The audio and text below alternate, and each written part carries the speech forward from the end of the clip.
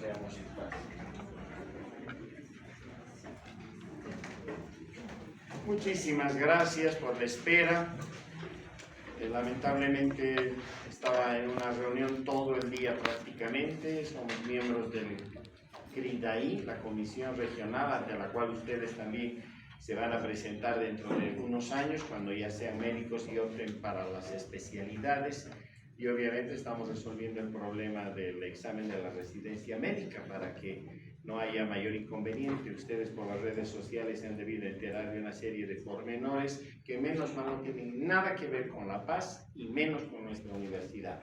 Nuestra UNSA, como siempre, marca la línea y en este caso parece que es una situación que está referida a una universidad privada donde habrían sucedido aparentemente algunas cosas raras. Pero nuestra UNSA está limpia y eso es lo que hemos hoy día presentado. Desde ayer estamos en eso y obviamente no tenemos en este momento ninguna culpa en lo que está sucediendo, ¿de acuerdo? Siempre hay que velar porque nuestra universidad quede siempre como debe ser, ¿no es cierto? Nuestro tema es bien bonito porque está referido al metabolismo bacteriano. ¿Qué hace? O sea, hasta aquí han estudiado ustedes, si ustedes quieren o lo ponen desde esa perspectiva, como que la anatomía de las bacterias, ¿verdad?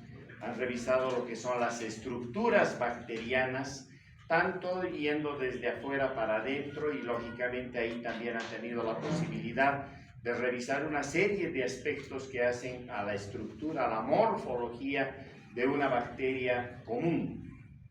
Ahora nos toca ver la fisiología bacteriana. Y cuando vemos la fisiología aquí, necesariamente se imbrica además con la bioquímica bacteriana. Eso es a lo que nosotros le llamamos metabolismo. Y desde ya no es algo que simplemente sale como un criterio nuestro, sino que este es un criterio universal, porque sabemos que esa es la mejor forma en la cual se puede encarar el conocimiento de cómo funciona y qué es lo que en realidad sucede desde el punto de vista bioquímico. Por eso es de que esta clase nos encargamos de hablar a propósito de lo que es el metabolismo. Sabemos que cuando estamos hablando de metabolismo nos estamos refiriendo a ese conjunto de reacciones químicas, también las podemos llamar como reacciones bioquímicas, ¿verdad?, que tienen lugar en una unidad biológica que en nuestro caso está representada por una bacteria. Ahora bien, ¿para qué? ¿Para qué le sirve el metabolismo a cualquier unidad biológica, sea una de las células que nosotros tenemos en nuestro cuerpo, sea una célula vegetal, sea una célula de cualquier otra especie desde el punto de vista zoológico animal o, en nuestro caso, desde el punto de vista bacteriano? Fundamentalmente para obtener energía. Sin energía no podemos hacer absolutamente nada, ¿verdad? Y a las bacterias les pasa eso. Y hemos visto en el tema correspondiente que en realidad hemos heredado de las bacterias todo este conjunto que hoy conocemos como evolución, ¿verdad? Por lo tanto, es obvio que las bacterias han tenido que aprender en su momento a manejar los procesos por los cuales podían obtener energía, pero no solamente era obtenerla a partir de los metabolitos, o si ustedes quieren nutrientes, sino que también tenían que ser capaces de almacenar esa energía y desde ya usar esa energía. No pueden no usarla, ¿verdad? Pero además, gracias al metabolismo, pueden convertir todos aquellos nutrientes o metabolitos que asimilan las bacterias para precisamente utilizarlas como precursoras en lo que llamamos las unidades macromoleculares o supramoleculares. Cabe decir que con esos metabolitos, y una vez transformados a través de las reacciones metabólicas correspondientes, podemos empezar a estructurar unidades supramoleculares, como por ejemplo construir ribosomas, construir membranas celulares, construir paredes bacterianas, etcétera, etcétera, etcétera. ¿De acuerdo? Eso es fundamental.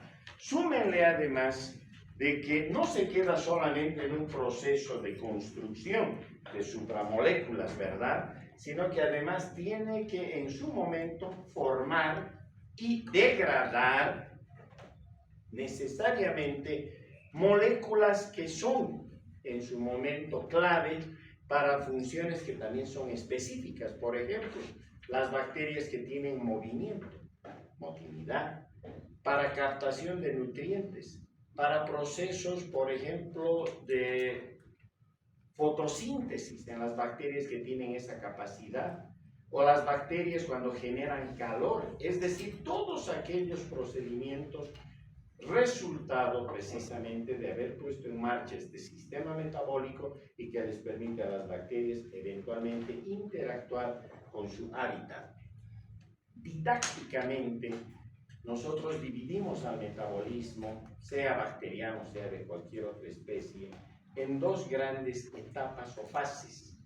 La primera es la que conocemos como anabolismo, que en todo caso corresponde a la formación, construcción o síntesis de compuestos químicos. En otras palabras, la fase anabólica es una fase biosintética por excelencia, ¿de acuerdo? Y si es eso, necesariamente consume energía, necesita utilizar la energía para precisamente poder formar, sintetizar, construir, etcétera, compuestos químicos que son mucho más complejos. Y la segunda etapa o segunda fase está, en este caso, conformada por lo que llamamos catabolismo, que en todo caso se refiere a la degradación o descomposición de los compuestos en sus constituyentes más primarios. Por ejemplo, proteínas que son degradadas por juegos enzimáticos y desde ya utilizando rutas bioquímicas para llevarlas hasta sus moléculas más, en este caso, elementales, como por ejemplo los aminoácidos, ¿verdad? Con los hidratos de carbono que sean de alto peso molecular, complejos, es decir, polisacáridos, que la bacteria también, gracias a enzimas y a pasos bioquímicos, va degradando, va convirtiendo en azúcares más simples, por ejemplo, a lo mejor hasta llegar a monosacáridos, ¿verdad? Entonces, todo esto es importante. Pero además, aquí hay un juego interesante, porque al paso que además van produciendo estos sistemas de degradación, estas fases catabólicas, se encargan fundamentalmente de obtener energía. Esa energía que hemos dicho que la van a almacenar y la van a utilizar, y en este caso la van a utilizar en lo que es el anabolismo, ¿verdad? Esta imagen es una imagen muy clásica, es una imagen bonita, porque les permite rápidamente observar qué es lo que pasa con el sistema metabólico. Vean ustedes, aquí está la fase catabólica y aquí está la fase anabólica. La fase catabólica lo que está haciendo es utilizar compuestos, y en nuestro caso compuestos orgánicos, del corte de la glucosa. Las bacterias generalmente utilizan glucosa. Casi todas las bacterias utilizan glucosa. Si nos ponemos a pensar, nuestras células también. Por eso nosotros hemos heredado todos estos mecanismos bioquímicos.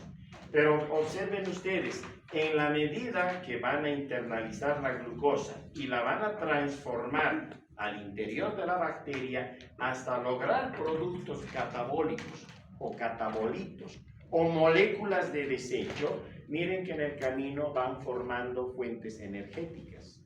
Y ya sabemos todos que la fuente energética, la batería energética por excelencia es el ATP, ¿verdad? Por lo tanto, van organizando ATP, ¿para qué? Para que la bacteria pueda utilizar en el anabolismo, en la fase biosintética, en lo que significa partir desde los nutrientes más elementales. Otra vez, si vamos de abajo para arriba, desde los aminoácidos, y gracias a la energía que se le va a dar al sistema metabólico, por reacciones en las cuales actúan enzimas y actúan rutas biosintéticas, vamos construyendo, por ejemplo, proteínas, ¿verdad? Podemos partir también por azúcares muy elementales y construir finalmente estructuras que corresponden a polisacáridos. Es decir, vean ustedes cómo las dos fases básicamente están intrincadas. No es de que tienen una fase catabólica y después una anabólica o viceversa. No, las dos fases están engranadas.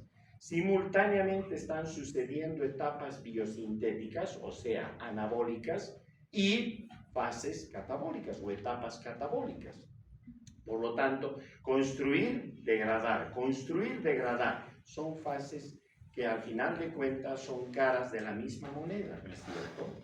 No es de que la una pasa primero y la otra después, no, son simultáneas. Otra cosa es que por razones didácticas nos hemos acostumbrado a separarlas cuando en realidad esto no es así.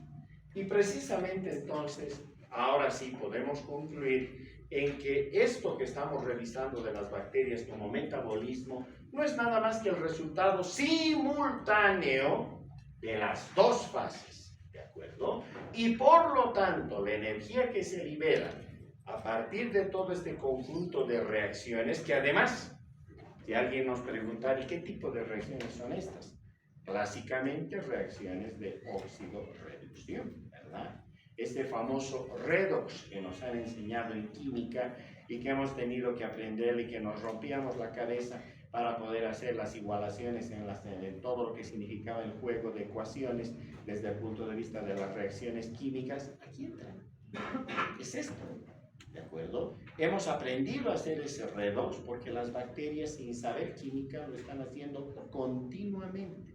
Están utilizando reacciones de tipo redox precisamente a partir del catabolismo, y que luego estas reacciones que están utilizando y están en este caso conformando fuentes energéticas, las van a almacenar, las van a transportar y las van a guardar básicamente como ATP, adenosina trifosfato.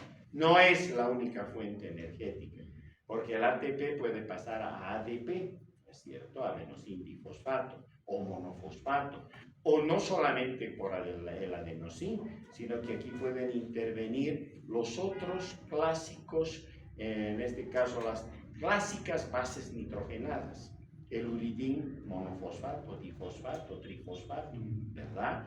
Podemos tener también el citosín o el guanosín, que también pueden ser monofosfatos o difosfatos. Si se dan cuenta, estamos hablando precisamente de aquellos sillares, además, con los cuales, como les conocemos como bases púricas y pirimídicas, construimos DNA o RNA.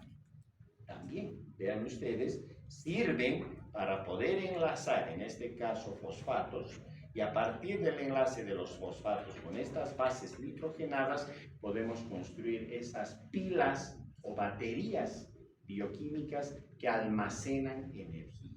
Lo mismo nos pasa a nosotros, pero esto lo inventaron en realidad las bacterias, ¿de acuerdo? Y bueno, si todo lo van a hacer por el sistema redox, al final tendremos que mirar rápidamente o recordar qué significa esto, ¿verdad? Y ustedes bien saben que las ecuaciones de tipo redox también las conocemos como reacciones de óxido-reducción o reducción-oxidación. Son nada más que procesos químicos en los que hay transferencia de electrones entre las especies químicas. O sea, estas reacciones se van a caracterizar porque hay una especie que se oxida perdiendo electrones y la otra especie que se reduce ganando electrones. Cada vez que nos hablan entonces de oxidación, estamos hablando de una especie química o de un compuesto químico que está perdiendo electrones, y cada vez que nos hablan de reducción, estamos hablando de una especie química o de un compuesto químico que está ganando electrones. Y otra vez, sabemos que estos son procesos que van de manera simultánea, ¿verdad? Tenemos un agente reductor y un agente oxidado, y obviamente los juegos de electrones que están sucediendo acá. Al final de cuentas, lo mismo va a suceder en el sentido opuesto. Hay un agente oxidante, un proceso de reducción y un compuesto que termina, o una especie química que termina reducida porque evidentemente está ganando electrones, ¿cierto? Así que entonces para nosotros eso queda bastante claro. Ese es el camino que recorremos. Si yo quiero mirar ahora en una especie de pantalla grande, en una imagen panorámica, lo que sucede con el metabolismo es esto. Vean ustedes, aquí está el metabolismo, necesitamos aportar energía para el metabolismo. Esto lo vamos a hacer gracias al sistema del catabolismo, hemos dicho. Esta energía la van a utilizar en las rutas biosintéticas, y a eso le hemos llamado anabolismo, ¿no es cierto? Donde, por ejemplo, puede entrar la fotosíntesis o puede entrar la quimiosíntesis, dependiendo de qué camino siguen las bacterias. Pero lo más interesante es esto, ¿verdad? Cómo degradan componentes moleculares o los van a ir estructurando cada vez a componentes mucho más transformados, pero lo interesante es que van a manejar a través de esto la liberación, la producción de energía y su acumulación. Y para ello entonces tenemos ciclos catabólicos, por ejemplo la glucólisis, que va a utilizar básicamente hidratos de carbono, ya vamos a ver con detalle, o en los ciclos respiratorios, el ciclo de Krebs, que es fundamental. También las bacterias lo inventaron y nos lo regalaron. Por otra parte, la detoxidación de los ácidos grasos o la fosforilación oxidativa o el catabolismo de lo que corresponde a las proteínas. Y si miro a este lado, las moléculas orgánicas que al final de cuentas quedan en el proceso metabólico son glúcidos, proteínas, grasas, ácidos nucleicos, etc. ¿Se dan cuenta? Entonces todo está estructurado, todo está eslabonado a partir de esto que estamos hablando. Desde el punto de vista de nutrición, es decir, ¿qué metabolitos van a utilizar las bacterias? Necesariamente nos obliga a mirar el cuadro nutricional de las células en general. Y entonces vean ustedes acá, por el tipo nutricional, tenemos células que tienen el carácter de ser fotoautótrofas o fotoautotróficas. Estas fotoautótrofas utilizan una fuente de energía, que es la luz. Por eso foto. Pero además es autótrofa, o sea, tiene que trabajar ella armando los compuestos sobre los cuales posteriormente va a avanzar en su metabolismo. Y en ese caso utiliza como fuente de carbono el anhídrido carbónico, el CO2. ¿Quiénes están aquí? Las cianobacterias. ¿Recuerdan esas bacterias que habíamos estudiado en el origen de los microorganismos? Esas bacterias primarias, iniciales, aquellas con las cuales con seguridad empezó el proceso de fotosíntesis y con las cuales obtuvimos poco a poco la concentración de oxígeno en la atmósfera, ¿recuerdan? Hace buenos miles de millones de años atrás. Pero si aquí tuviera que colocar otro ejemplo, ¿qué otro tipo de células cumplen con esto? Díganlo, aquí se pueden equivocar, no hay problema. Muy bien, las células vegetales, claro que sí, porque una célula vegetal va a utilizar la luz solar, va a utilizar fuente de carbono, el anhídrido carbónico, y si ustedes utilizan anhídrido carbónico y la luz como fuente energética, ya sabemos que el resultado es el proceso fotosintético, construcción a partir de estos componentes inorgánicos, básicamente moléculas de glucosa con liberación de oxígeno, ¿cierto? Por otro lado tenemos las fotoheterotróficas o heterótrofas, que también utilizan a la luz como fuente energética. Su fuente de carbono son los compuestos ya orgánicos, ya no es el anhídrido carbónico, son los componentes orgánicos. Y por otro lado, acá tenemos a las bacterias púrpuras y las bacterias verdes. Estas bacterias no tienen importancia médica. Ninguna de estas provoca enfermedad en los humanos. Son bacterias que están en el ambiente y son muy necesarias para mantener en todo caso el hábitat planetario.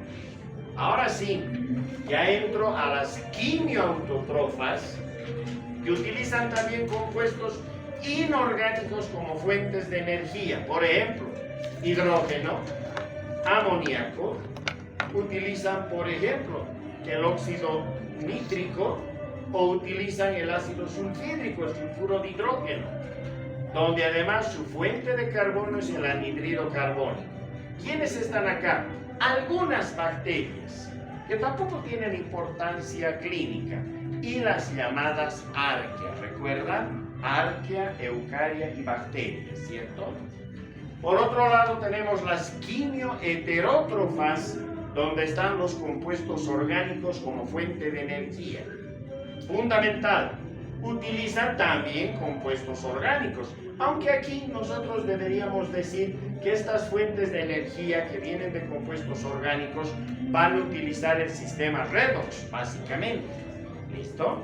¿Y quiénes están aquí? Las bacterias, y aquí sí están las bacterias que tienen importancia médica o clínica. Por lo tanto, cada vez que hablemos de bacterias que tienen que ver con patología, obviamente nos estamos refiriendo a bacterias quimioheterótrofas que tienen las características que hemos informado. Para esto, las bacterias utilizan metabolitos focales. ¿Qué son los metabolitos focales? Son las moléculas a partir de las cuales las bacterias construyen más adelante los complejos moleculares, y con estos los complejos supramoleculares que hace un rato comentábamos. ¿De acuerdo? Muy bien, si yo veo con cuidado entonces mi primer metabolito focal, pregunta de parcial, es la glucosa 6-fosfato. ¿Listo? Importante el metabolito focal glucosa 6-fosfato, porque miren ustedes, a través de una serie de reacciones y de pasos intermedios pueden construir polisacáridos, ayudar a construir ácidos nucleicos, pueden terminar construyendo algunos aminoácidos como la histidina, el triptófano, etcétera, etcétera, etcétera. O sea que si ustedes quieren arrancar el metabolismo, necesito metabolitos focales. El primer metabolito focal es la glucosa 6-fosfato. ¿De dónde viene? Ya la vamos a ver en un momento más. ¿Listo? Pero no es el único. Tengo un segundo metabolito focal, que es el alfa-cetoglutarato o alfa-ketoglutarato.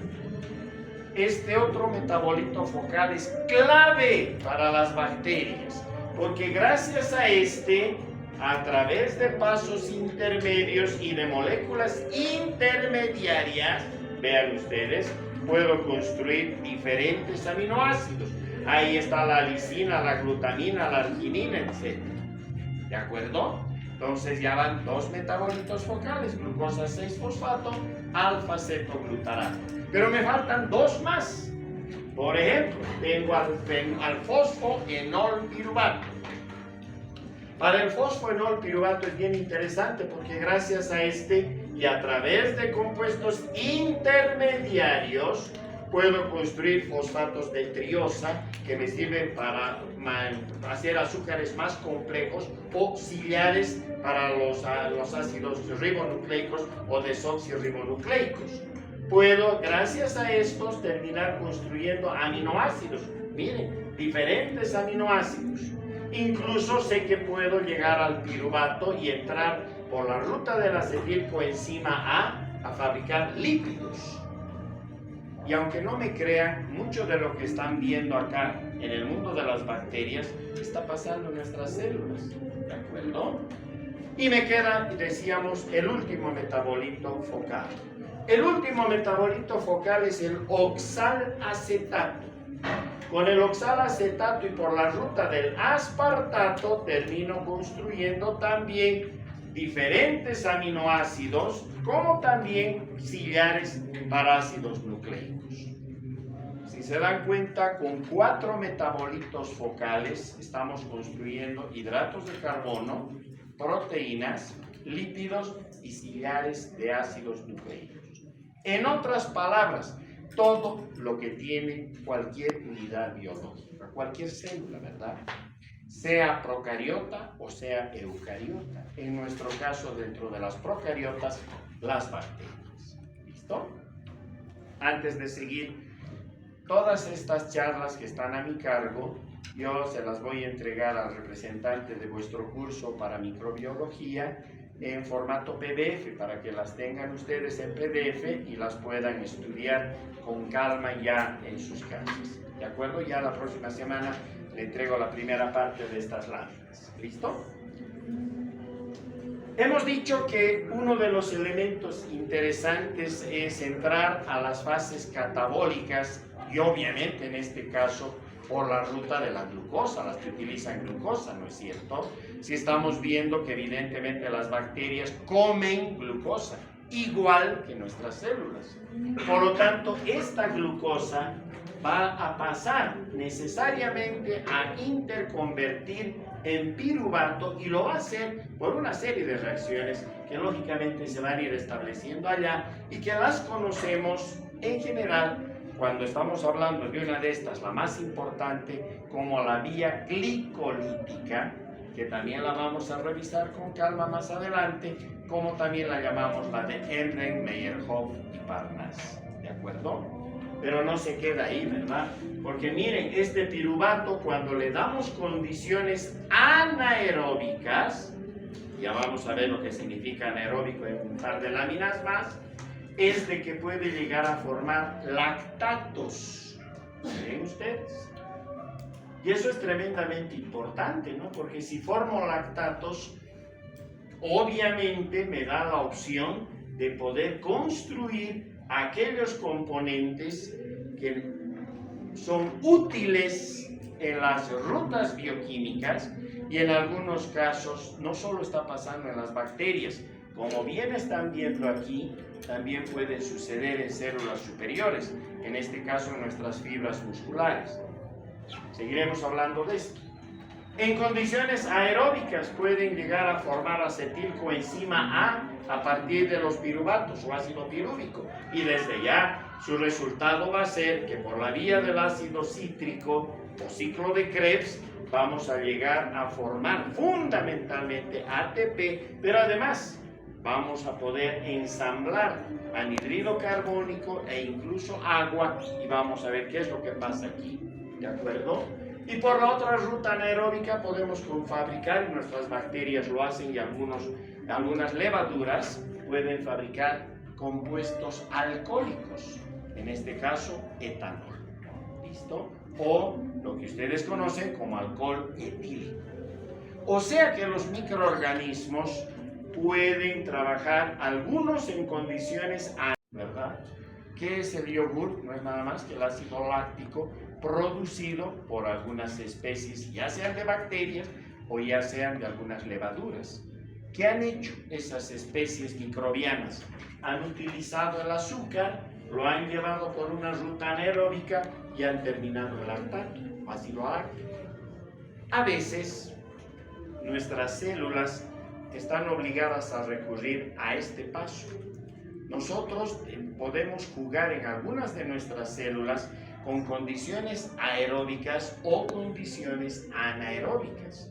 Si nos ponemos todos en una maratón y vamos corriendo y trotando, nos vamos a ir hasta Mayasa, obviamente el aire que estamos respirando nos va a servir en relación a que estamos en un metabolismo de tipo aeróbico.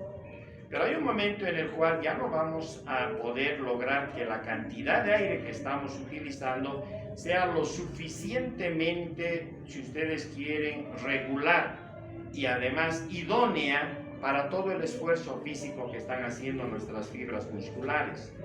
Ese es el momento en el que teóricamente nuestros músculos deberían empezar a morir, ¿de acuerdo? Pero no hacen eso. Lo único que tienen que hacer nuestros músculos es acordarse de que hace miles de millones de años atrás han evolucionado a partir de algunos microorganismos. Por lo tanto, cambian el switch y pasan a una situación anaeróbica y empiezan a respirar anaeróbicamente, con gran formación de lactato o ácido láctico. Y es eso entonces cuando sucede que se producen los fenómenos del dolor muscular después de que estamos trotando o después de que estoy atravesando una fase física intensa, donde aparecen los famosos calambres, o la macurca que me queda después de hacer un ejercicio. ¿Qué ha pasado ahí? Lo único que ha sucedido es que se ha acumulado el ácido láctico en mis músculos. El ácido láctico va a irritar las uniones mioneurales y lógicamente provocan dolor. Entonces ya digo, ya sé lo que ha pasado. Mis pobres células musculares no han recibido el aporte de oxígeno suficiente, han cambiado el switch aeróbico a anaeróbico, han regresado a su pasado microbiano y lo que han hecho es desviar de aquí en adelante el azúcar y formar ácido láctico. ¿Por qué tengo macurca? Porque tengo ácido láctico acumulado en mis masas musculares. ¿Se entendió? Perfecto. Y así, ahora vamos a poder ir viendo qué es lo que pasa con cada uno de estos pasos. Listo. Por lo tanto, miraremos a los hidratos de carbono. Para los hidratos de carbono, nuestras bacterias manejan básicamente la primera, que es la vía de Embden-Meyerhof-Parnas, también conocida como EMP, o la ruta o vía glicolítica. En bioquímica la van a estudiar como vía glicolítica si es que no la están estudiando ya. La vía de las pentosas fosfato es otra vía que pueden utilizar las bacterias. O la vía de Ender-Ludorov es otra vía para lograr el catabolismo de la glucosa, ¿de acuerdo? Esta ya es muy particular. Esto la utilizan, por ejemplo, Pseudomonas aeruginosa.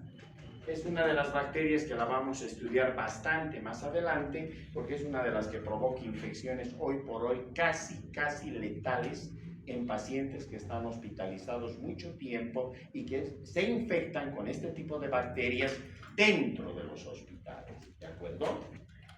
¿Qué significa al final? Que cualquiera de estas vías siempre van a llegar a utilizar la glucosa para llevarla hasta gliceraldehído 3-fosfato, obviamente por cualquiera de estos caminos. ¿Listo? La clave es llegar hasta el gliceraldehído 3-fosfato. Este gliceraldehído 3-fosfato va a avanzar hasta piruvato, siempre siguiendo una reacción que es la misma, la que hemos dicho la primera, la Embden-Meyerhof-Parnas, y obviamente la oxidación de este gliceraldehído 3-fosfato hasta el piruvato va a generar ATP. Eso es lo que nos interesa, hemos dicho, generar fuentes energéticas, ¿cierto? A ver, ahí está, esa es la vía glicolítica o vía de Embden-Meyerhof-Parnas. Se llama así en honor al doctor Embden, al doctor Meyerhof y al profesor Parnas, que son tres científicos que descubrieron toda esta vía. ¿De acuerdo? Esta vía glicolítica comienza con la glucosa.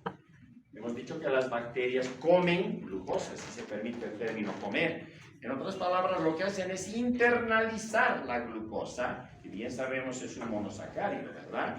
Internalizan la glucosa y la tienen que hacer atravesar. La pared pasa fácilmente. Han visto ustedes en estructura bacteriana que la pared no es precisamente muy limitante, ¿verdad? Pasa casi todo, parece aduana boliviana, pasa casi todo. ¿Listo? Qué difícil es que pase la membrana. La membrana celular ya es muy selectiva. Entonces, para que la glucosa pase la membrana celular bacteriana, generalmente utiliza transportadores o carriers que le ayudan a la glucosa a pasar toda esa membrana y finalmente llegar al citoplasma. Cuando ya está entrando al citoplasma, está arrancando la vía glicolítica o de Embden, Meyerhof y Parnas. ¿Qué va a pasar entonces? La glucosa se va a fosforilar. En otras palabras, vean ustedes, un ATP que estaba guardado va a ceder una molécula de fosfato para que se pegue a la glucosa. Y por lo tanto este ATP obviamente se va a convertir en ADP, ¿no es cierto? Ahora ya la tengo aquí fosforilada, ya tengo la glucosa 6-fosfato. Ah, pero no queda ahí. Gracias a una enzima que es una isomerasa, va a hacer girar a la glucosa, en otras palabras, y nos va a mostrar el isómero de la glucosa. Y el isómero de la glucosa es la fructosa. Cuando ustedes se ponen azúcar en su café, en su té, no están utilizando glucosa, están utilizando fructosa, el isómero, ¿de acuerdo? Entonces lo mismo acá, la bacteria y nuestras células, porque todas hacen lo mismo. Lo que van a hacer es, gracias a la isomerasa, van a interconvertir la glucosa, la van a hacer girar y ahora tenemos a la fructosa 6-fosfato. Otra vez va a volver a fosforilarse gracias a una quinasa. Cada vez que lean una quinasa, en este caso es una fosfofructoquinasa, quinasa significa que le van a pegar un ATP. En otras palabras, una molécula de fosfato. ¿De acuerdo? O sea que un ATP va a bajar a ADP. Siempre que les digan quinasa después del producto inicial, es que se está fosforilando la molécula. ¿Se entiende? Ok. Si va a pasar eso, entonces ahora ya tengo a la fructosa ya no solamente con un fosfato en un carbono, ¿no es cierto? Recuerden que la fructosa, la glucosa tienen 6 átomos de carbono. Entonces en este caso ya venía con su primer fosfato en el carbono 1. Ahora pega otro fosfato, ¿cierto? Por lo tanto ahora tengo a la fructosa 1,6. Van a ver en muchos libros, incluido el Javits, dice tifosfato. Mal. Eso no es de los químicos. Mal hecho el libro en ese capítulo. ¿De acuerdo? Porque en realidad se trata de la fructuosa 1,6 bisfosfato. Porque si nos atenemos a las reglas de la química como debe ser, significa que un fosfato está en el carbono 1 y el otro fosfato está en el carbono 6. Cuando yo digo 1,6 difosfato, significa que en el carbono 1 tengo a los dos grupos fosfato. ¿Se entiende? Ahí está el error. Entonces, por eso es que en la nomenclatura correcta es la fructosa 1,6 bisfosfato.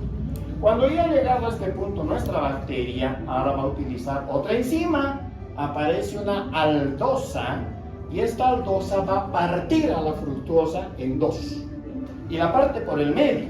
O sea que lo que tengo de este lado es una molécula de 3 carbonos y acá tengo otra molécula de otros 3 carbonos. ¿De acuerdo? Porque aquí estamos siguiendo a la termodinámica. ¿Recuerdan las leyes de la termodinámica? La primera, nada creamos, nada destruimos, todo transformamos en materia o energía, ¿verdad? Acá no hay magos, brujas, duendes, demonios, no existen. ¿Listo? Fantasmas, entonces viven de la puerta para afuera. Aquí adentro todo es ciencia, causa y efecto. Nadie puede inventarse un carbono de la nada, ¿no es cierto? Ni puedo destruirlo al carbono por mucho que lo pisotee y baile malambo sobre él. No se puede, ¿no es cierto? Lo que puedo hacer es transformarlo, pero nada más, ¿verdad? Lo puedo transformar en otra molécula pegándola en una molécula más grande o la puedo transformar en energía, ¿cierto? Pero eso es todo lo que puedo hacer, la termodinámica, y mientras el planeta sea como es y el universo como es, hasta ahí yo digo, ¿de acuerdo? Por lo tanto, miren, se partió en 2 y ahora tengo acá al gliceraldehído 3-fosfato, 3 carbonos, y acá tengo a la dihidroxiacetona fosfato, 3 carbonos. ¿Listo? O sea que hasta aquí termodinámicamente, estequiométricamente, no estoy perdiendo ningún hidrógeno, ningún carbono, porque nada se puede perder. ¿De acuerdo? Perfecto. Recuerdan hace un momentito atrás la lámina previa decía por cualquiera de las 3 vías, sea la pentosa, fosfato, glía, glicolítica, N-Tudorov, ¿a dónde llegamos? Al gliceraldehído 3-fosfato. Aquí está. Gliceraldehído 3-fosfato. ¿Listo? Con la ventaja de que esta dihidroxiacetona fosfato otra vez tiene que girar por una isomerasa. Puede convertir en gliceraldehído 3-fosfato y de hecho lo va a hacer. O sea que de acá no puede seguir la reacción. Para continuar la reacción, la dihidroxiacetona fosfato tiene que interconvertir en gliceraldehído 3-fosfato. ¿Listo? Y continúa la reacción. ¿Qué va a pasar ahora? El gliceraldehído 3-fosfato por una deshidrogenasa va a interconvertir en lo que conocemos como el 1,3-bisfosfoglicerato. Si ustedes quieren, el 1,3-bifosfoglicerato para nosotros es la molécula que continúa gracias a una deshidrogenasa. ¿Qué va a hacer esta deshidrogenasa? Miren, va a lograr que el nicotín adenosin dinucleótido se reduzca. ¿Se entiende? Si se está reduciendo, ¿está ganando o perdiendo electrones? Ganando electrones. Muy bien. ¿Por qué se está produciendo esta reducción aquí? Porque es clave. En el mundo estamos viendo de la química y la bioquímica, no puedo solo oxidar o reducir. Hemos dicho que van de la mano, ¿no es cierto? Porque si un compuesto solo se oxida, va a llegar hasta el final de la oxidación y ahí se quedó. Entra a un callejón sin salida. O si se va a reducir hasta el final y entró a otro callejón sin salida. Ya se queda ahí y no va a poder ni ir adelante ni ir para atrás. ¿Se entiende? Tienen que ir interconvirtiendo. Oxida, reduce, oxida, reduce, oxida, reduce. Y eso es lo que está pasando acá. O sea que ahora ya tengo acá fuerza reductora. Porque este nicotina de los nucleótidos reducido, tremendamente útil, me va a ayudar a equilibrar las reacciones de oxidación que se vayan dando. ¿Se entiende? Perfecto. Próximo paso. A partir de esto actúa otra quinasa. Vean, con otra quinasa en este caso voy a perder más bien uno de los fosfatos de la molécula, y eso significa que si tenía un ADP, ese fosfato pega al ADP y ahora tengo ATP. Estoy recuperando ATP. ¿Listo? ¿Y qué me queda? El 3-fosfoglicerato. Que ahora sí, el 3-fosfoglicerato va a bajar por acción de una mutasa, se va a quedar en 2-fosfoglicerato. O sea, va a mover el fosfato al carbono 2. Y luego, por una enolasa, este 2-fosfoglicerato va a llegar hasta fosfoenolpiruvato. ¿Quién le ha llevado hasta ahí? Una enolasa. ¿Listo? Si he llegado al fosfoenolpiruvato, qué buena noticia para el metabolismo. La bacteria puede hacer fiesta con los de afuera. Porque ya llegó, recuerdan, a un metabolito focal. Ah, pero acá ya he visto 2 metabolitos focales. Aquí está el primero, la glucosa 6-fosfato. Y aquí está el segundo, el fosfoenolpiruvato. ¿Cierto? Así que ya tengo a los 2 primeros metabolitos focales. Pero el fosfoenolpiruvato no se va a quedar ahí, ¿verdad? El PEP o fosfoenolpiruvato, por la acción de una quinasa, una piruvatoquinasa, va finalmente interconvertir en lo que llamamos como ácido pirúvico o piruvato. Es fundamental. Muy bien, esto es la vía glicolítica o de Embden-Meyerhof-Barras. Al pie tienen todas estas láminas, la fuente bibliográfica. Cuando ya tengan el documento en papel, ustedes van a poder irse hasta las fuentes bibliográficas y explorar mejor algunos detalles más. ¿Listo? Bien. Uno mira esto y dice, qué locura, yo pensaba que he estudiado medicina porque no quería ver química ni números, y aquí me ponen química y números. Ni modo. Así mañana se dediquen a la cirugía neurológica o microneurocirugía, esto lo tienen que dominar, ¿de acuerdo? No hay más. Este es el actual mundo de la biomedicina. Ya no es la medicina de hace 10, 20, 40 años atrás, que solo nos enseñaban la biología celular. Ahora es la biología molecular, ¿no es cierto? Y ustedes ya son la generación molecular. Así que entonces ahí está lo mismo que hemos visto hace un momento. La glucosa 6-fosfato, todo el ciclo de de la vía glicolítica. Miren, hasta llegar al piruvato. Aquí nos hemos quedado en la anterior. ¿Qué le va a pasar al piruvato? Para que venga lo que tiene que venir, de aquí en adelante, el medio ambiente va a jugar un papel importante. Porque resulta que puede ser que haya un ambiente donde no hay oxígeno o posibilidades de oxígeno y la bacteria no va a utilizar como fuente final, si ustedes quieren, destino final de sus electrones, al oxígeno molecular libre, va a utilizar a cualquier otro compuesto. Entonces va a seguir una ruta anaeróbica. Y si sigue la ruta anaeróbica, miren ustedes, por la ruta del acetaldehído, puede convertir este azúcar en etanol, alcohol etílico. ¿Eso nos pasa en nuestras casas? ¡Claro que sí! ¿Cuántas veces a ustedes les ha pasado o a sus mamás que han preparado jugo de papaya o jugo de naranja o de mandarina y cuando ya estaba todo perfectamente se sirven de una maravilla, cierran el frasco donde han preparado, ¿verdad? Y después, si la dejaron al medio ambiente, después de 2-3 horas van, se sirven y tiene un sabor raro. Y dicen, se ha arruinado, se ha torcido. No, le ha pasado esto. microbios que están en todas partes, están en ese jugo también. Al cerrar el frasco le hemos dado una condición anaeróbica. ¿Y qué va a hacer este tipo de microbios? Van a utilizar el azúcar. Recuerden que está en las frutas como fructosa, más fácil todavía, ¿verdad? Entonces va a pasar por todo esto, va a llegar a piruvato, sigue la ruta del acetaldehído y va a fabricar alcohol etílico. Estamos fabricando alcohol etílico. ¿Cómo se hace el vino? Con las uvas que pasan por esto. ¿Quiénes hacen esto? Los microbios que están en el pellejo o en la cáscara de las uvas.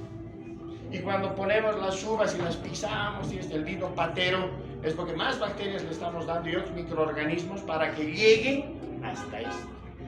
Y tenemos el vino, la cerveza, la sidra, el champán. ¿De acuerdo?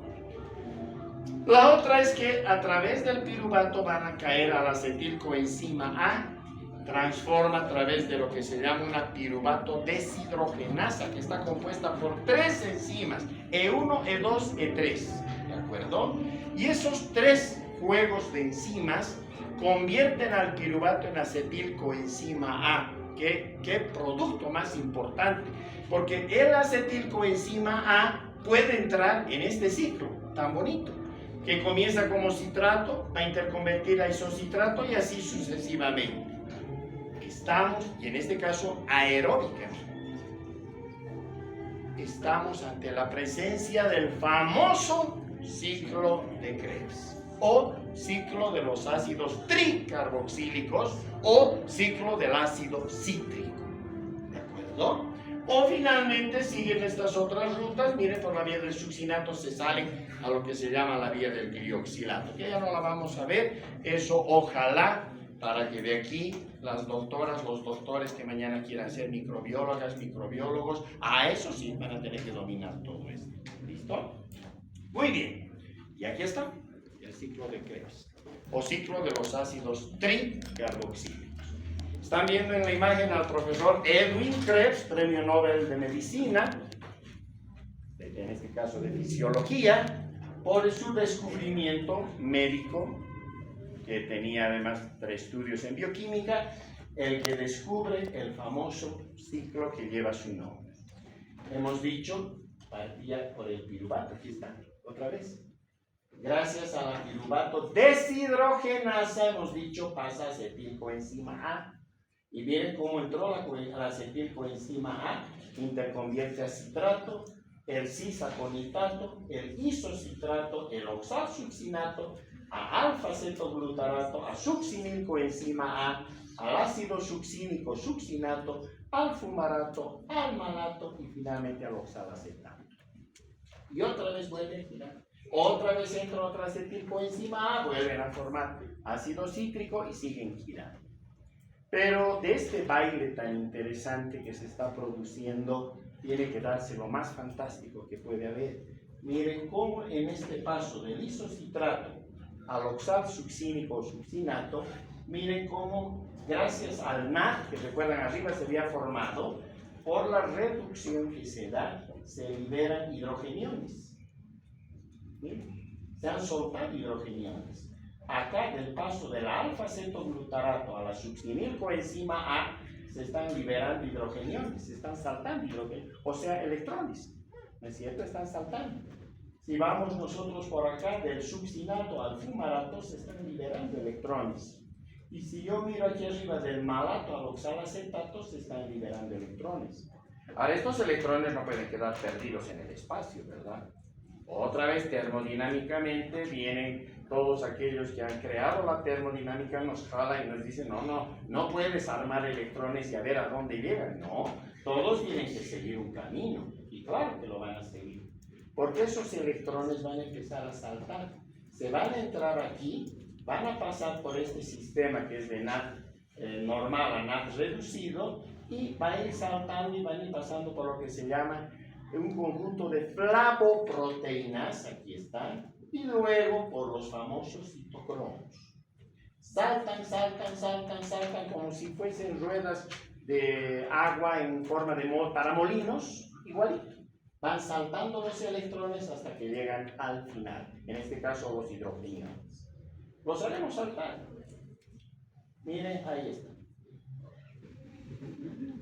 Claro, ¿verdad? Ese par de hidrogeniones van a llegar hasta el final. Y cuando llegan al final, ¿quién les está esperando? Porque hemos dicho que esto se da en condiciones aeróbicas, ¿de acuerdo? Y por lo tanto, si se unen al oxígeno, ahí está, su producto resultante va a ser formación de agua, pero fundamentalmente, vean ustedes, formación de ATP. Porque en estos saltos, un fosforo inorgánico se pega a un ADP, a otro ADP y a otro ADP. Doctoras y doctores, acabamos de ver lo que se llama la fosforilación oxidativa. En el ciclo de la vía glicolítica, donde se iban formando algunos ATPs, ¿recuerdan? Esa es una fosforilación solo del substrato. En cambio, aquí estamos viendo la fosforilación oxidativa. Vean ustedes la cantidad de ATP que se forma. Una maravilla, ¿no es cierto? Gracias a esta mutación y a este invento de las bacterias en su momento y que nos regalaron a nosotros, es que se dejaron el mundo de lo micro y se pudieron ir ensamblando más células y pudieron ir conformando organismos más complejos. Porque hemos dicho que el organismo más complejo necesita condiciones mucho más complejas también metabólicamente hablando. Y eso significa utilizar fuentes energéticas mucho más idóneas, como en este caso necesitamos más baterías, más pilas, ¿no es cierto?, para poder soportar una estructura cada vez mucho más compleja y que en este caso ya se hace de corte eucariota y multicelular. ¿De acuerdo? Este es el invento más fantástico que han hecho las bacterias. Pero hasta aquí he hablado aeróbico, anaeróbico, aeróbico, anaeróbico. De una vez definamos. ¿Listo? Porque todo depende del receptor final de los electrones. A partir de esto tenemos las bacterias aeróbicas y en general las células aeróbicas, que son las que necesitan el oxígeno como último aceptor de hidrogeniones. Pregunta de parcial. ¿De acuerdo? Porque esto es importante. Miren, aquí está. Está el oxígeno actuando como último aceptor de estos hidrogeniones. El momento en que se pega, se forma una molécula de agua, pero lo más importante, hemos visto, se forma ATP. ¿Cierto? Hasta ahí no había problema. El mundo había razonado en esa línea en algún tiempo. Hasta aquí se decía, si yo considero a una célula viva o a una unidad biológica viva, es porque respira, ¿no es cierto? Los experimentos químicos mostraban que si yo le pongo una campana de cristal a un pajarito, respira un tiempo y se muere. Se intoxica con su CO2, ¿verdad? Entonces decíamos, para poder vivir, tienes que respirar. Y tienes que respirar aire, oxígeno. Ah, pero aparece alguien a fines del 1800 y les dice, no, les cuento que hay algunas células que no necesitan oxígeno. Más bien les dan oxígeno y las matan. Entonces, ¿cómo? Está borracho, ¿no? Era el profesor Louis Pasteur quien descubre el fenómeno de la anaerobiosis. O sea, que no requieren de oxígeno libre como último aceptor de hidrogeniones. Y él les dice, en la fermentación, él estudió mucho el vino, y les dice, en la fermentación no hay oxígeno. Es en condiciones donde se corta el oxígeno. A eso él dice, yo le llamo anaerobiosis, sin oxígeno. Y estas células, estas levaduras viven y gracias a eso, recuerdan, toman el camino del piruvato al acetaldehído y por fermentación, en otras palabras, producen alcohol. ¿Han respirado esas bacterias? Sí, pero lo han hecho fermentando en condiciones anaeróbicas. ¿De acuerdo? Y obviamente, Ya más adelante, los microbiólogos encuentran el punto medio, porque hay bacterias y tienen importancia médica que están al medio. Cuando hay oxígeno en mi ambiente, respiro aeróbicamente, o sea, llego hasta el ciclo de Krebs y organizo ATP en gran cantidad, como hemos visto. Pero cuando me cortan el oxígeno por cualquier motivo, cambio mi switch, igual que las fibras musculares, y me entro a la ruta fermentativa, ¿no es cierto? Y juego anaeróbicamente. Esas bacterias que están al medio y utilizan los dos fenómenos, en este caso son las más privilegiadas, porque pueden estar en un sistema o pueden estar en el otro. ¿De acuerdo? Muy bien, ahora sí, ya tengo la definición por tipo de respiración, o sea que tengo dos tipos de respiración. La respiración aeróbica, que va hasta el ciclo de Krebs, que esa es la mejor, porque está formando harto ATP, ¿no es cierto? Y tengo el otro tipo de respiración, que es de corte fermentativo, donde genero muy poco ATP, pero no se va a morir la estructura biológica. Y en realidad lo que va a hacer es fermentar, ¿de acuerdo? Si ya tengo reconocidas esas dos formas de respirar, entonces ya cambia mi concepto de respiración. Ya no había sido, ¿qué es respirar? No, no estás respirando, estás haciendo una inspiración y su expiración, ¿verdad? Si estás respirando, estás utilizando al oxígeno como último aceptor de los hidrogeniones que han logrado formarse a través del ciclo de Krebs una vez que se ha internalizado glucosa y ha seguido la vía glicolítica. En otras palabras, no es otro paso que la oxidación de combustibles orgánicos con los cuales has fabricado ATP. Eso es respiración. Y si hablan así, van a decir, uy, parece Sheldon. No, es la realidad. ¿De acuerdo? Es así como respiramos, incluidos nosotros, bioquímicamente. ¿Listo? Sigamos.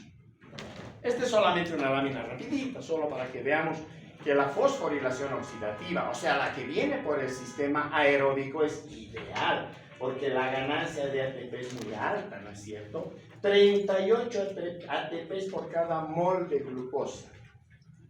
Es una cantidad, pero fantástica de ATP. Tengo energía y tengo baterías como para hacer muchas cosas, ¿verdad? Dentro de mi respiración anaeróbica, obviamente hemos dicho que al final del transporte electrónico ya no está el oxígeno, pero tengo otros que me están esperando. Por ejemplo, se van a producir reducciones de nitratos hasta nitrógeno libre, que asocian las bacterias nitrificantes, o desde los sulfatos hasta el ácido sulfídrico o sulfuro de hidrógeno, o desde el fumarato hasta el succinato, utilizando compuestos ya orgánicos, o desde el anhidrido carbónico hasta la formación de metano. En los pantanos se libera un gas que tiene un fuerte olor, mal olor en realidad, y decimos, es gas metano. Si ustedes toman un vaso o lo que sea y voltean y reciben ese metano y encienden un fósforo, se va a encender, va a haber una pequeña explosión. Es el metano. ¿Quiénes están produciendo? Las bacterias que viven en esos fondos de ciénaga. ¿De acuerdo? ¿Por qué? Porque están respirando anaeróbicamente. ¿Listo? O pueden bajar desde el ion férrico hasta el ion ferroso. Finalmente, con estos aceptores se obtiene menos ATP, mucho menos ATP que con un sistema aeróbico. Pero hemos dicho, las bacterias no van a morir. ¿Listo? Conservan perfectamente sus sistemas metabólicos. Listo. Y aquí están fenómenos de fermentación. A nosotros nos interesa mucho esto como microbiólogos, porque si yo conozco esto muy bien, me puedo inventar pruebas de laboratorio para identificar bacterias, ¿verdad? Porque si hace que esta bacteria fermenta, le pongo de trampa un azúcar determinado. Le voy a cortar en cierto paso de su proceso metabólico y para evidenciar aquello voy a añadir un reactivo que me permite mirar en qué punto ha producido ese metabolito intermediario que yo estoy buscando, ¿no es cierto? Por cambio de pH le pongo un indicador químico, estos con los que hemos jugado en los laboratorios de química en colegio, la fenolftaleína que fue, ¿verdad? En otras palabras, se dan cuenta, todo es química y bioquímica, en nuestro caso aplicado a la biología, nada más. En este caso a la microbiología. ¿Listo? acá para formar entonces etanol, básicamente hongos, es decir, levaduras, ¿no es cierto? Pero puedo formar también, hemos dicho, ácido láctico puro. Esas son las rutas homofermentativas. Ejemplo de esto puede ser a partir de lo que signifiquen algunos estreptococos, como también algunos lactobacilos. ¿Qué está aquí? El yogur. Ese yogur que consumen es este, producto de todo esto. Tengo las rutas heterofermentativas, pero seguro y de lejos, la que más nos interesa es esta, la de los ácidos mixtos. Porque aquí está Escherichia coli, Salmonella, Shigella, Proteus, y un sinfín de bacterias, sobre todo enterobacteriales, porque estas no solo fabrican ácido láctico, pueden fabricar también acetatos o ácido acético, ácido fórmico, succinatos, liberan hidrógeno como gas o liberan anhídrido carbónico, pueden también en algún caso fabricar incluso alcohol. Y eso yo lo utilizo en la tecnología de laboratorio para llegar hasta el diagnóstico de estas bacterias. ¿De acuerdo? Finalmente, las fermentaciones del butanol butirato, son las peores. ¿Por qué? Tomen un pedazo de piel de pollo, de la que consumimos para la comida, etc. Pónganle en una bolsa nylon y pónganle en un sector de su casa. En 2 días huele a diablos, en 3 días a cadáver. Si quieren saber, más allá de lo que han aprendido en anatomía, cómo van a oler los cadáveres, solo tienen que hacer eso y al 3er o 4 día abran esa bolsa. Ese olor que emerge de allí es gas formado por este tipo de fermentación. ¿Qué bacterias están actuando ahí? Las anaeróbicas, clostridios, fusobacterias, etcétera, que son las que descomponen las células de eso que han puesto ustedes, ese pedazo de pollo, y que obviamente están fabricando este tipo de compuestos, que son tremendamente malolientes. ¿De acuerdo? Así que vean, todo gira alrededor de esto. Perfecto, ya estuvo. Gracias a todo esto se puede lograr que la bacteria fabrique, hemos dicho, sus estructuras supramoleculares, por ejemplo, paredes bacterianas y esporas. Miren, para sus esporas estas están formadas, les han dicho, por ácido dipicolínico, las famosas esporas de dipicolinato de calcio. Aquí está. Miren de dónde vienen todas las rutas que ustedes hasta aquí hemos visto de manera general y gracias a los metabolitos focales. ¿Listo? No entramos al detalle, no se les va a preguntar el detalle porque entendemos que primero tenemos que ser médicos. Quienes nos acompañan en la especialidad de la microbiología obviamente aprenderán el resto. Aquí está la fabricación de las paredes que ustedes han estudiado hace algunas clases atrás. Es así como se biosintetiza. Miren. Esto lo vamos a ver con un poquito más de detalle y de una manera más sencillita cuando a la próxima semana, si no me equivoco, revisemos betalactámicos en antibióticos.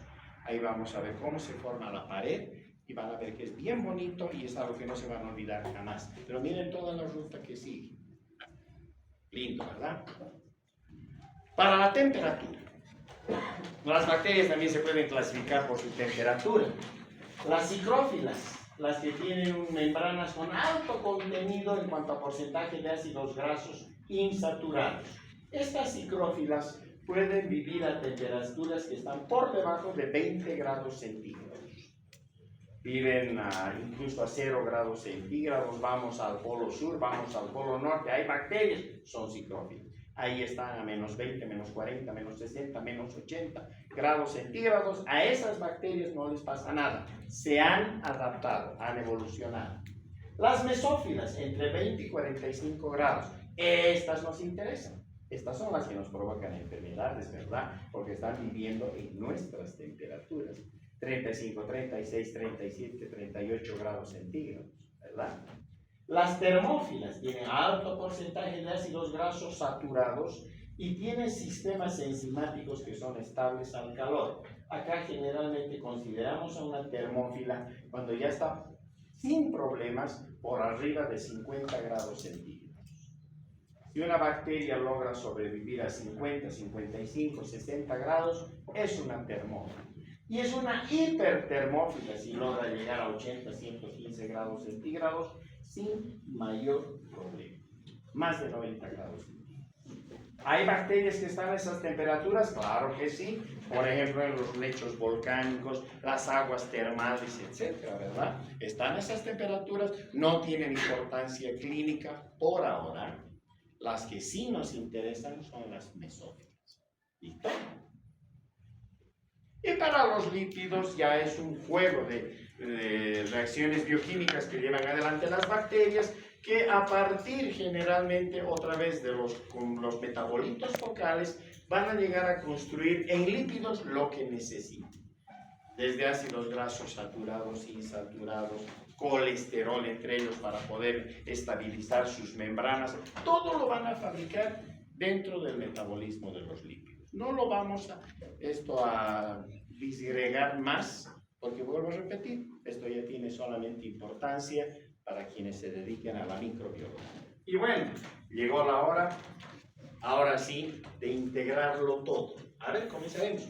Ahí está el primer metabolito focal, la glucosa 6-fosfato. Esta glucosa 6-fosfato se interconvierte en fructuosa 6-fosfato. ¿Recuerdan? Vía glicolítica. ¿Para qué me sirve la fructosa? Para llegar a la fructosa 1,6-bisfosfato. Esta fructosa 1,6-bisfosfato, como también la propia glucosa 6-fosfato, me permite construir carbohidratos más complejos. También voy a llegar al gliceraldehído 3-fosfato, hemos dicho, ¿verdad? Molécula clave. Pero con la glucosa 6-fosfato me puedo entrar también a la ruta de las pentosa-fosfatos. Recuerdan que era otra vía para poder utilizar azúcares. En la ruta de las pentosa-fosfatos yo puedo utilizar los productos terminales como sillares para DNA o para RNA. Es más, gracias a los ciclos de las hexosas monofosfato, alimento todo este sistema y tengo DNA y RNA. Básicamente como sillares. Los azúcares que van a ir a esas moléculas. ¿Listo? Ahora bien, a partir de las hexosas monofosfato que se están moviendo aquí en el ciclo de estas pentosas, puedo llegar hasta lo que se conoce como la eritrosa 4-fosfato. La eritrosa 4-fosfato es el paso previo a dos aminoácidos, la tirosina y el triptófano. ¿De acuerdo? Listo. Y también puedo armar, gracias a estos, proteínas. O sea que aquí tengo carbohidratos y aquí ya tengo proteínas. Pero sigamos. Gracias a este paso de la fructosa 1,6-bisfosfato hemos dicho que se partía en dos moléculas, la gliceraldehído 3-fosfato y la dihidroxiacetona-fosfato, ¿recuerdan? Listo. Con la dihidroxiacetona-fosfato puedo utilizar como metabolito previo al glicerol y gracias a esto puedo empezar a construir lípidos. La bacteria construye lípidos. ¿Listo? Listo, y con esto pues obviamente ácidos grasos. Con el gliceraldehído 3-fosfato llego hasta el fosfoenolpiruvato, segundo metabolito focal, ¿verdad? ¿Qué construye con el fosfoenolpiruvato? Varias cosas. Puedo bajar hasta el piruvato o puedo construir alanina, valina e isoleucina. Otros 3 aminoácidos con los cuales tengo proteínas, ¿cierto? Pero además, con el fosfoenolpiruvato también puedo construir fenilalanina, otro aminoácido que me permite ser parte de las proteínas, ¿verdad? Si ya tengo hasta aquí, con el piruvato he entrado a la acetilcoenzima A y con la acetilcoenzima A también puedo fabricar ácidos grasos, los cuales desembocan en lípidos, obviamente. Pero dentro de la acetilcoenzima A y en el ciclo de Krebs más bien, tengo dos componentes importantes. ¿Recuerdan? En la vía que íbamos girando del ácido cítrico. Tengo al alfa-cetoglutarato, que es mi tercer metabolito focal, con el cual construyo desde lo que es el ácido glutámico, la glutamina, la arginina y la prolina. Con estos, proteínas. Varios aminoácidos, vean cómo se están formando los aminoácidos, intercurren de acuerdo al mensaje del RNA mensajero en los ribosomas, ¿verdad? Y empieza la producción de proteínas. Pero además tengo el otro metabolito, el oxalacetato, que está dentro de lo que es el ciclo de Krebs, Con el oxalacetato, ¿qué voy a construir? Aspartato, asparagina, metionina, lisina, treonina y también isoleucina. Con esto, ¿qué voy a terminar construir? Proteínas. Y ya está.